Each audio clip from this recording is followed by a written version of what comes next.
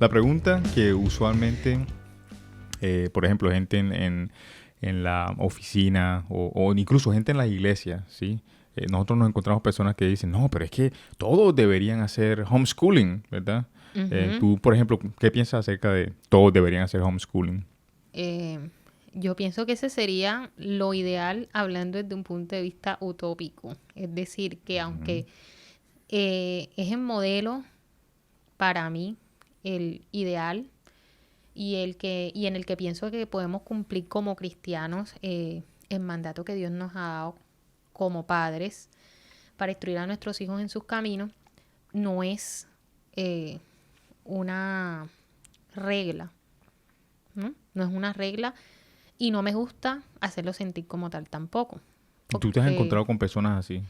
claro, totalmente. Hay personas que cuando promueven el homeschooling de pronto siento yo que primero parten de la idea de hacer sentir mal al que tiene a sus hijos escolarizados, por un lado. Y segundo, eh, aparte de empezar a promover así la educación en el hogar, también llega un momento en que podrías estar cuestionando la labor como padres que están haciendo. ¿Ya? O sea, como que como tú no educas en casa, entonces tú no eres un buen padre o tú no le estás dando una educación a tus hijos correcta, ¿no? Ese era el bullying del que hablábamos, ¿sí o no? Exactamente. Y qué feo. O sea, la verdad es que muchas veces, y de hecho tú has visto que en la parte de psicología hay veces que se describe el bullying como una inseguridad, ¿verdad? Como una especie de, como yo no estoy tan seguro, ¿verdad? Del control que tengo sobre lo que estoy haciendo, supongamos un niño, ¿verdad? Entonces te hago bullying. Es uno de, como de los principios que he leído que aplica para los que están así. Así que en ese orden de idea el bullying en cuanto a yo hago homeschooling y tú deberías, por consiguiente deberías hacer homeschooling, es un acto de inseguridad. Sí, es un acto de que siento que, aunque no se reconozca Yo abiertamente. lo llamaría más Ujú. como un acto de desconsideración, Uy, sí, vale. porque digamos que es muy difícil ponernos en esa posición empática desde todo punto de vista. Como yo te decía, a veces no solamente es un impedimento económico, sino también es un impedimento eh, de dinámicas familiares, una mamá soltera, por ejemplo, que sí se puede, hay madres que lo hacen, pero Ujú. no es que esas excepciones nos permitan a nosotros hacer una regla, ¿no? De esa Así es. excepción. Y también es una forma de, eh, digamos, como pensar que Dios no puede hacer su obra y su voluntad sobre otro tipo de familias con otro tipo de vida, ¿no? Con otro estilo de vida. Eh, no sé, creo que, como te digo, es ideal, Ujú. sería lo maravilloso. Sin embargo, no es posible por esas razones y, sin embargo, tampoco para mí es una regla de la cual incluso un cristiano tenga que sentir temor de estar desobedeciendo al Señor. Claro. Porque, por ejemplo, yo he hablado con mamás que me dicen no duermo porque creo que le estoy fallando a Dios porque no estoy educando en casa a mi hija, porque de pronto ve que todo el mundo está como tomando esa decisión. Claro. Entonces, yo creo que esa no es la idea tampoco para tomar esa decisión, del temor de que quizás le estoy desobedeciendo al Señor. No, creo que Así más bien es. es como una cuestión de convicción. Sí, sí, total. En esos casos en los que em, una persona siente que está desobedeciendo al Señor, am, ¿tú qué le has recomendado en ese momento? Bueno, por lo menos en esa ocasión que hablé con esa persona, yo le decía eso que te estoy comentando, de que yo no considero que el homeschooling es la única opción, sino Mm, la mejor opción. Y claro, esa es la gran diferencia. así Si tú es. me preguntas cuál es la mejor opción, yo te voy a hablar de la educación en el hogar. Pero no es la única opción posible y un padre cristiano y un padre que realmente está comprometido con sus hijos puede educar bien a sus hijos si la tiene clara, aunque sus hijos estén en un sistema Así es. educativo, ¿no? Y en cuanto al sistema de educación en que nosotros nos encontramos y que nosotros sabemos que hay muchísimas cosas que, bueno, que nosotros no compartimos, ¿verdad? Y que esa es una de las bondades, ¿verdad? De tener el control en cuanto a lo que entra, así como hemos hablado antes, de que tú tienes el control de lo que entra y entonces sabes muchas veces la razón de lo que sale, Ujú. ¿sí? Y en medio de eso, de que, por ejemplo, es Dani, ¿verdad? Cuando él estuvo un tiempo muy corto en la parte de la escuela, ¿cómo lo llamaríamos? Escuela formal, ¿cómo? Estuvo escolarizado. Escolarizado, exacto. Él estuvo un tiempo y que luego entonces ya pasó a la parte de homeschooling, que es una situación en la que yo estoy seguro que muchas personas se encuentran ante, Ujú. ¿verdad? Esa transición, ¿verdad? De la escuela hacia el homeschooling, eh, ¿es traumática a veces o lo que tú has visto, ¿verdad? Nosotros no lo sabemos todo, pero tú has visto cambios traumáticos. ¿Debería, por ejemplo, una madre sentir temor de la desescolarización, ¿verdad? Y porque se tomó el reto de hacer homeschooling con la seriedad que debe, ¿verdad? Y dijo, bueno, ¿sabes qué? Voy a hacer homeschooling. La verdad es que yo creo que sí puedo. Hay el material suficiente, cosa que es verdad. Así que voy para adelante y voy a hacerlo. Es, ¿Debería esa persona estar asustada? Asustada. Ujú. No. Bueno, no sé cuál de las dos preguntas. Ok, Porque entonces, hiciste una pregunta la primera vez, ¿verdad? que es si es traumática la Ok. transición. Eso es Oh, sí, sí, claro, para el niño. Claro. exacto. Y para responderte esa pregunta, esa Ajá. primera pregunta, sí es traumática en la mayoría de los casos. Porque como padres, bueno, digamos que si nos estamos refiriendo a una población eh, que es muy común, sobre todo la población hispanoamericana, que no es muy dada a la educación en el hogar, digamos que en estos últimos tiempos se estarían generando las primeras generaciones de homeschooling. Entonces, digamos que la mayoría que empezamos a hacerlo, como no tenemos mucha referencia de quienes lo han hecho y como la mayoría de nosotros no hemos sido tampoco educados en casa, Ujú. lo que hacemos es que no tenemos como esa idea de cómo hacer esa transición, primero. Y segundo, empezamos como a buscar, ¿no? Muchas cosas. Y como las redes sociales y la internet está tan llena de tantas cosas que es tan positivo, pero que a la vez se puede convertir en un obstáculo grandioso si Sí, tú vale. no sabes qué vas a buscar específicamente. Entonces empieza uno como, voy a buscar esto, voy a hacer esto, voy a hacer lo otro, y nos llenamos de miles de planes y resulta que no hacemos el proceso de desescolarización, Ujú. que es muy importante.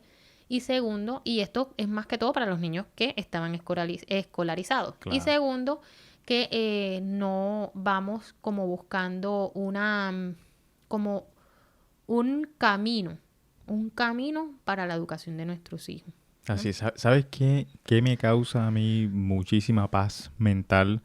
Es ver el resultado del otro lado. O sea, cuando tú ves ya a unos ex-homeschoolers, ¿verdad? Como Jonathan, ¿sí o no? Como toda la familia Tan, em, tú ves ya el producto del otro lado y tú sientes paz porque muchas veces, y yo creo que es como una luz que nosotros podemos como extender para quien quiera que nos esté escuchando en cuanto a que no son la primer persona, ¿verdad? No son Ujú. la primer familia que en un tiempo tuvieron al niño escolarizado y que luego les tocó hacer homeschool o quisieron hacer homeschooling, ¿verdad?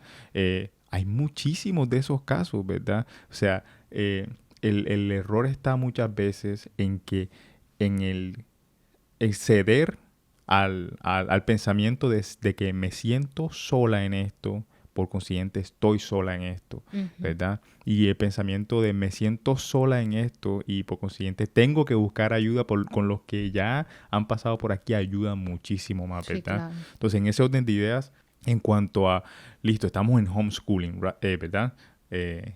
Y en cuanto a las metodologías, que nosotros sabemos que hay muchísimas metodologías de enseñanza, ¿verdad? Y una de ellas de la que nosotros estamos enamorados por la belleza de los principios, ¿verdad? y la facilidad con que se aplica, lo orgánico que se siente, ¿verdad?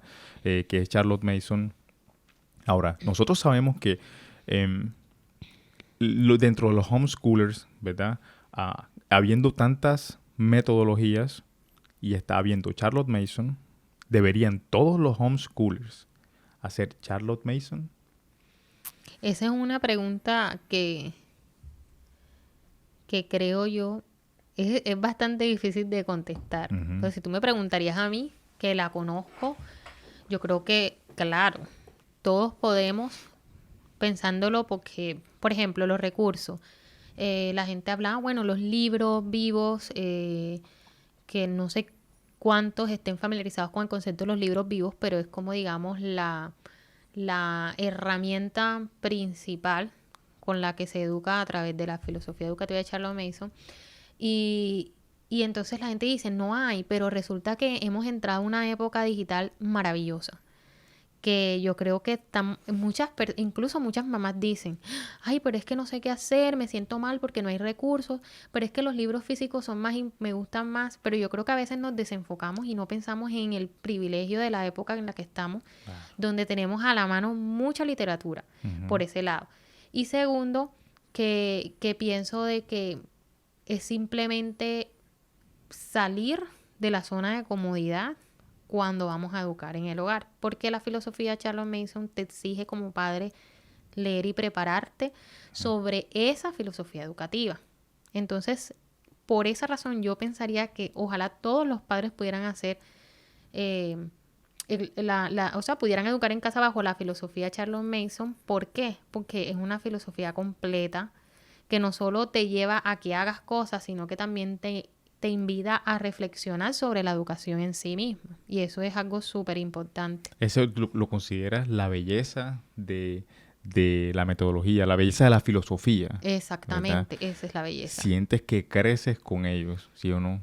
Tú ves que ellos crecen y tú sabes que tú estás creciendo. Esa responsabilidad que tú sabes que tienes con él, en cuanto a que él te está viendo a ti, así como tú lo estás viendo a él, ¿verdad? Es como el término accountability, es como, tú sabes que tienes que dar cuenta al final. Uh-huh. Si nosotros estamos formando, y creo que, o sea, para mí es una de las bellezas, el hecho de que tú sabes que hay un momento en el que ese niño que en un momento tuvo 5, ¿verdad?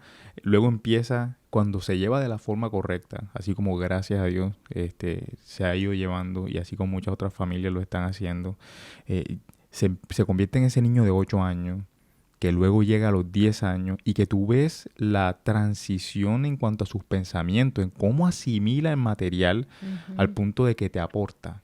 Si te aporta cosas y tú sabes que el aprendizaje está sucediendo, uh-huh, ¿verdad? Y es una de las cosas que yo quisiera que nosotros habláramos aquí, aparte de la belleza, de la metodología, de la filosofía, y que en un momento hablaremos de los principios también, es cómo ves tú que el aprendizaje sucede en ellos, ¿sí? ¿Cómo lo observo? Sí, o sea, ¿cómo lo observas? Sí. El aprendizaje realmente está sucediendo todo el tiempo, ¿verdad? Uh-huh. Y quizás algo que creo yo que es adicional que nosotros logramos con la filosofía de Charlotte Mason, porque muchos padres que hacen homeschooling y que no lo están haciendo bajo la filosofía de Charlotte Mason te van a decir esta frase muy común, y es que el aprendizaje se da en todas partes y en todo momento uno no deja de aprender, y eso es verdad. Así es. Pero tenemos que entrar en la parte práctica y real de la educación en el hogar, porque una realidad es que nuestros hijos están aprendiendo todo el tiempo, pero ellos necesitan también aprender muchas cosas específicas, okay, ¿sí? O sea, no podemos, digamos, como bases. Exacto, claro, bases que son necesarias, así como fundamentos. Claro. Exacto, excelente, esa era la palabra. Entonces, cuando nosotros nos encargamos de proveer esos fundamentos, entonces a través de la filosofía de Charlotte Mason nosotros tenemos una herramienta natural, pero con un fin educativo, y es la narración. Ese digamos que es el pilar. Uy, excelente la el narración. pilar de la pedagogía o de la filosofía educativa. Y es simplemente decir de regreso, después de una única lectura, lo que el niño leyó.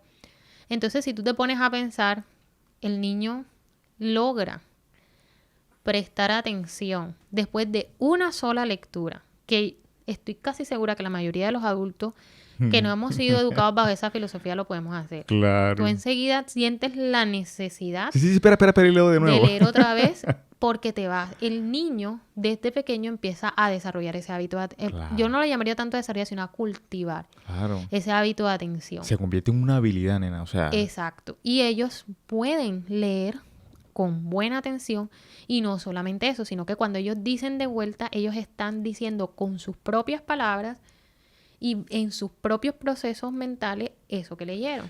Entonces es es imposible. Sí. Imposible que ellos no aprendan. Claro. Sí es posible que lo olviden algunas cosas, pero sí aprenden. Claro. Porque ya aparte de lo que ellos leyeron, cuando ellos lo reprodujeron con sus propias palabras, se volvió parte de ellos en ese momento. Totalmente de acuerdo. De hecho, yo mientras estaba aprendiendo inglés, recuerdo que una de las técnicas que yo utilizaba y con la que también aprendió mi hermana era cantar las canciones en inglés.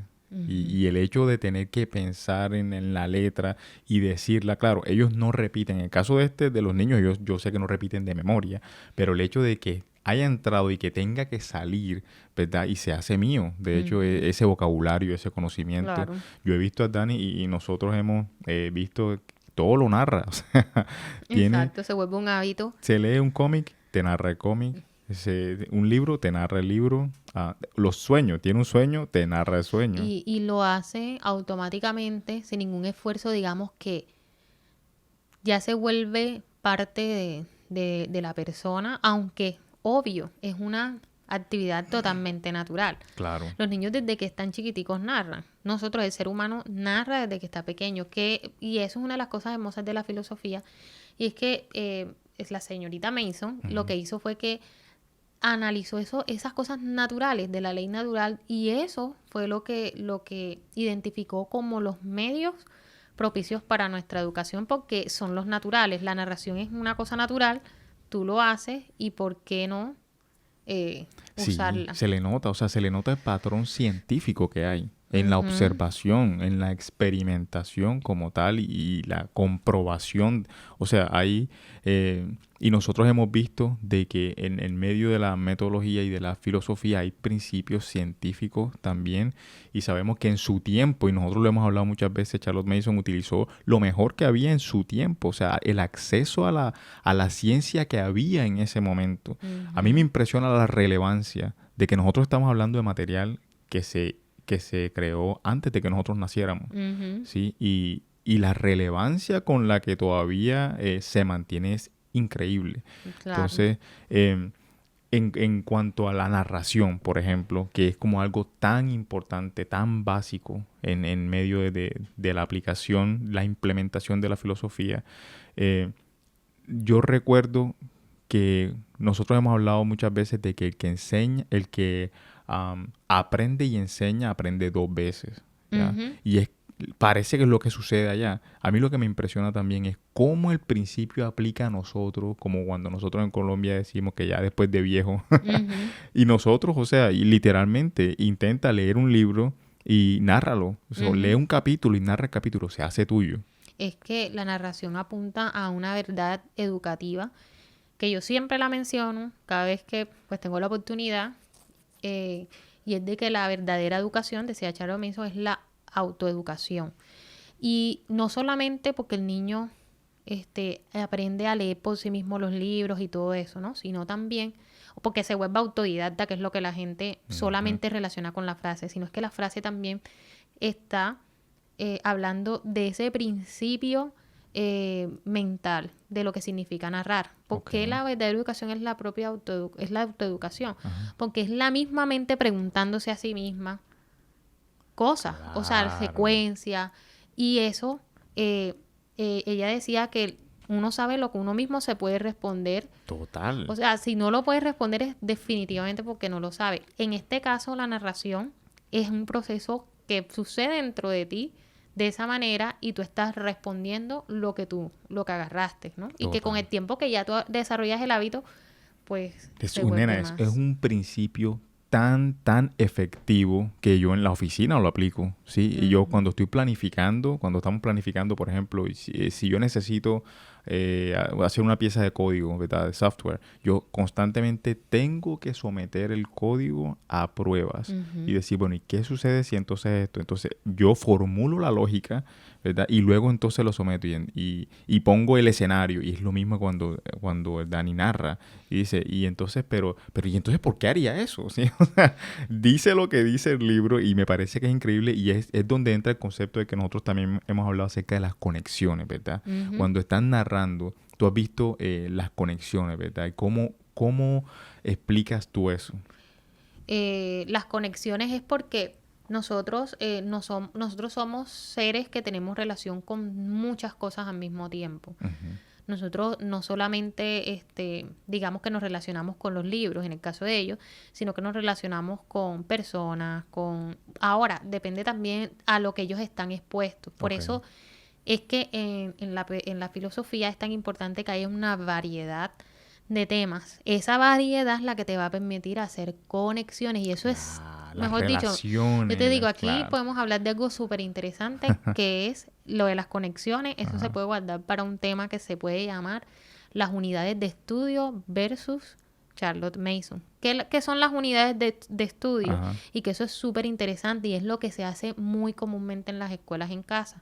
Entonces se hace un material en torno a un tema, pero el maestro prepara el material. Excelente. Y el niño hace matemáticas con material. Por ejemplo, haz de cuenta que están estudiando los mamíferos. Entonces empiezan a estudiar los mamíferos y en matemática cuentan mamíferos, en ciencias hablan de mamíferos, en sociales hablan también de algo de los mamíferos. Claro. Y entonces el niño nada más está comiendo un solo alimento. Nada más está... ¿Cómo el niño va a hacer conexiones? Es muy difícil. ¿Por qué? Porque creemos que las conexiones solamente suceden monólogamente, creo yo, que se podría decir. Sí. Y no que se hacen en variedad. Tú puedes conectar una idea de un libro que leíste de la Biblia con algo que está pasando en historia. Claro. Y tú puedes conectar algo de la geografía con algo... por ejemplo, Dani, cuando hablábamos ese día de que hablábamos de la guerra que está entre la carne y el espíritu, y él, ¿cómo conectó eso? Me dijo, como una guerra civil. Excelente. Él utilizó una verdad histórica, o sea, un proceso histórico y real, incluso que vivimos actualmente, para entender, o sea, para asimilar una verdad espiritual. Entonces, esas son las conexiones y por eso es tan importante la variedad. Claro. Y que la narración no solamente es importante por esos procesos, sino también porque la narración te ayuda a desarrollar lo que se llama la fluidez verbal. Un niño que todo el tiempo está narrando oralmente es un niño que sabe hablar en público, desarrolla el orden de las palabras, la retórica. Y eso se va a reflejar incluso cuando vaya a escribirlo, porque ya ha desarrollado esa composición primero verbalmente. Es que es súper amplísimo todo este tema de la filosofía. Sí. La verdad es que hay muchísima. Ese tema en particular nosotros lo podemos tratar en el próximo episodio del podcast. Hoy cubrimos temas que son... Y es una de las razones... Son como no como se le dice cuando uno pone como la muestra cuando estás en los centros comerciales y están los negocios en la zona de comidas y hay una persona con una bandejita como que para ver el pedacito de carne. Exactamente. Claro, como para atraer. Exacto. Total. Sí, la verdad es que nosotros sabemos el dolor, ¿verdad? De lo que es no saber qué buscar ni en dónde buscar. Yo me acuerdo de tu cara, tu cara cuando no teníamos ningún currículum, ¿sí? No sabíamos qué metodología implementar. Nosotros sabíamos que no queríamos que que Dani fuera a Estuviese la en escuela, pero no sabíamos ni siquiera qué le íbamos a dar. Sí, Y yo me entonces, sentía como perdida, ujú, aunque estaba haciendo cosas, era como que tú necesitas un norte. total, Y el norte es importante porque el norte te ayuda también a definir qué pasos haces hacia ese norte. total. Y, y entonces no me sentía cómoda, no sé por qué. O sea, era como algo de lo que yo no me sentía. Una ansiedad y una Sí, sí, zozobra. ¿por qué? Y esto es importante. Ay, ahora, no busqué esa frase, pero Ajá, esa frase es interesante, la voy a buscar después. ok. Que Charlo Mason habla de que nosotros no podemos llegar a ese eclecticismo, de coger todo aquí, todo allá, porque ese eclecticismo no permite que Claro. vayamos en un norte fijo, definido, y todo nos sirve, como dice el dicho muy famoso en Colombia, que El pa' que donde no va sabe, Vicente, va la va la gente. gente, o el que no El que no sabe, sabe para dónde va, cualquier cualquier bus bus le le sirve. sirve. Claro. Y así estaba yo. Pero ella habla mucho del método y de la importancia de y este es otro tema que también puedes sacar, que es la diferencia Aquí tenemos como para 3 años de contenido. entre sistemas y métodos. Y cómo Charles Manson, siendo una educadora de escuelas, Ujú, logró desarrollar una metodología que pudiera respetar la individualidad de los niños dentro del sistema. O sea, eso es una cosa espectacular. Y eso totalmente. también lo puedes anotar si quieres, en algún momento lo hablamos porque es Sí. incluso hasta una luz en el camino para el sistema si en algún momento quisiera. O sea, de pronto para una escuela cristiana que existen, escuelas como la metodología de Charles Mason Claro. en Inglaterra existen y en Canadá. Ok. Pero quería compartir esta frasecita que de todos modos me gusta, Dale. que es lo que estamos hablando de por qué es importante hablar de los principios. Ujú, Charles Mason partió, aparte de que su pedagogía, de su filosofía partió de los evangelios, porque también partió de esos evangelios cuando el Señor Jesús dice, dejad venir a los niños a mí, y la situación social a la que ella estaba enfrentándose en ese momento, Así porque es. era una época muy dura para los niños, sobre todo de bajos recursos, Ujú, que no tenían el privilegio de la educación y tenían que laborar como personas adultas y era difícil lo que se veía en ese momento. Pero ella también se preguntó, si nosotros somos un ser completo, somos uno solo y nosotros nos alimentamos físicamente, ¿verdad? ujú, Entonces, ¿cómo se alimenta la mente? claro. Y ahí es donde ella empieza a hacer su analogía sobre el alimento de espiritual y todo lo que es lo que se dice o sea, que es de mente a mente, la educación. Y ella siempre, siempre habla de esa analogía entre el alimento, o sea, ¿cómo sería? La alimentación física y la alimentación intelectual espiritual, porque ella decía que la intelectual y la espiritual no había división, era Claro, lo mismo, ¿no? total. Pero entonces mira lo que dice, todos pensamos mucho en la mejor dieta para el cuerpo, pero nadie hace una pausa para decir, me pregunto, ¿la mente también necesita alimento y comidas diarias? ¿O cuál sería su dieta más adecuada? Me he hecho la misma pregunta. He trabajado durante 50 años para encontrar la respuesta. Y estoy ansiosa por compartir lo que creo que sé. Pero la respuesta, y esta es la parte que más me encanta, la respuesta no puede ser dada en la forma de haga esto y aquello, que es lo que todos nos gusta cuando empezamos un schooling. La Dame primera la pregunta que hace, fórmula. ¿qué tengo que hacer? ¿Cómo lo hago? Dame los pasos, Hmm, 1, 2, 3, 4. Pero ella dice, la respuesta no es en haz esto y aquello, sino más bien como una invitación a considerar esto y aquello. Dice, la acción sigue al pensamiento cuando hemos reflexionado bien. Y eso me encanta porque te habla de la esencia de su filosofía. Y es una filosofía que te invita a pensar en la educación y te invita a realmente darle el valor. totalmente. El valor, ¿sí? Totalmente. A no sistematizarla, porque la terminamos sistematizando de todos modos en la casa. Así es, así es. Yo creo, y ya para cerrar, que la implementación de filosofía como la de Charlotte Mason es como un gana-gana en la Ujú. familia. O sea, los niños crecen, nosotros crecemos Así también, es. hay responsabilidad. Todo el tiempo los ojos de todos nosotros están sobre los ojos de todos nosotros. Todo el tiempo buscando lo mejor y me encanta el hecho de que sea orgánico, de que no es forzado y de que tenga el soporte incluso científico que tiene, de que se basa en que somos personas, ¿sí? Somos personas, que los niños son personas como tal. Yo creo que quien quiera que considere, ¿verdad? La implementación de filosofías como esta está haciendo un bien. Está haciendo un bien para esa persona y para su familia. Y que una buena implementación que viene de la mano de apoyo también de la comunidad como tal. Así que, bueno, nena, otra vez, muchísimas gracias Gracias por a ti por acompañarme hoy. permitirme hablar de lo que más me gusta. Se Sí, nota, sí. se nota que me gusta. Se te nota, vale.